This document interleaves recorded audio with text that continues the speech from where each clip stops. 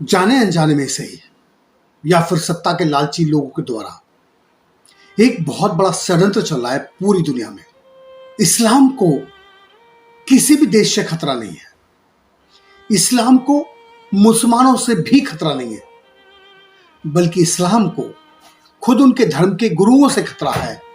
Karbala की कुर्बानियां इंसानियत और मोहब्बत के लिए हुई थी, करबला की कुर्बानियां मानवता के लिए कुर्बान हुई थी, इसीलिए उन्होंने अपनी गर्दनें कटा दी। लेकिन मुसलमान का विरोध करता है। मुसलमान इस्लाम की शिक्षाओं का प्रचार प्रसार करता तो है, लेकिन उस पर चलता नहीं है। अगर मुसलमान का दुश्मन है तो फिर इस्लाम को खतरा हिंदुओं से कैसे है? उनको खुद से खतरा है। इस्लाम की शिक्षाओं को जीवन में उतारना चाहिए। दाढ़ी रखकर मुसलमान नहीं हो सकता, मुल्ला हो सकता है। नमाज पढ़कर नमाजी हो सकता है, रोजा रखकर रोजेदार हो सकता है, मुसलमान नहीं हो सकता। मुसलमान वही है, पड़ोसी भूखा है तो खाना हराम है। ना रखा कुछ ज्ञान ध्यान में, ना रखा कोठी में, कहत कबीर सुनो बे साधु, रखा तो दो रोटी में। मुसलमान वही है जो इंसानियत के साथ जिए, इंसानियत के साथ जीने के लिए लोगों को प्रेरित करे और इंसानियत की मदद करे। मुसलमान वही है जो खुद जिए और दूसरों को जीने दे। मुसलमान वही है जो किसी का हक नहीं माने। लेकिन आप देखिए, यहां भाई भाई की बेईमानी कर लेता है। एक साथ रोजा रखने वाले लोग, एक साथ रोजा अफ्तारी करने वाले लोग, एक साथ बैठकर नमाज पढ़ने वाले लोग एक दूसरे का गला काट देते हैं। यदि इसी तरह चलता रहा तो फिर वो दिन दूर नहीं जब यहां नफरत का बोलबाला होगा।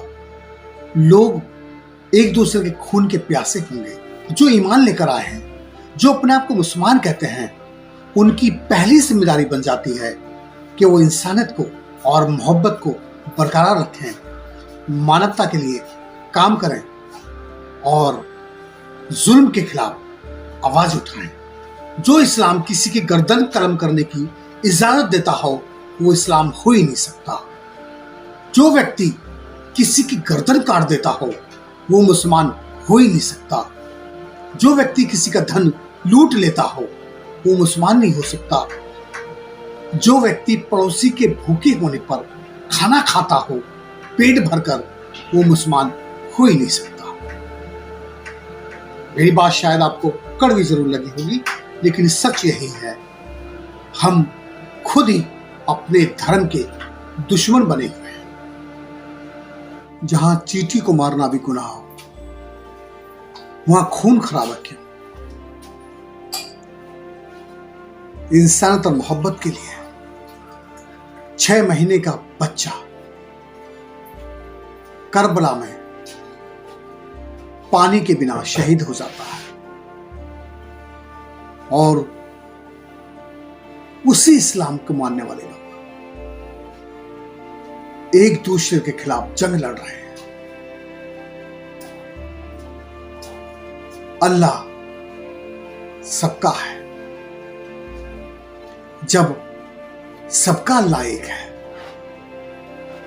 तो फिर औलादों में नफरत किस लिए है? इसका मतलब जो धर्म के नुमाइंदे हैं, जो धर्म के ठेकेदार हैं, वही कहीं ना कहीं सही इस्लाम को फलने फूलने से रोक रहे हैं।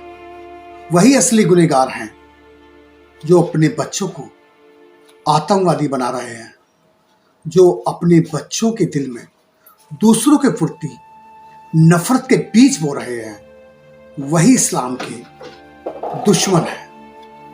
मुहर्रम का दिन है। करबला में जो लोग शहीद हुए, 72 लोग जो कुर्बान हुए, उनकी एक एक खून की बूंद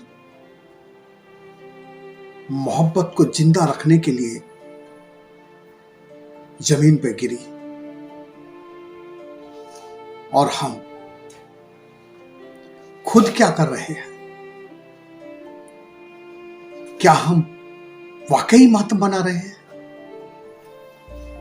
और जो शहीदों की शहादत पर खुशी मनाते हैं, अपनी कलाओं का प्रदर्शन करते हैं, तलवारबाजी करते हैं, वो क्यों खुशी मनाते हैं?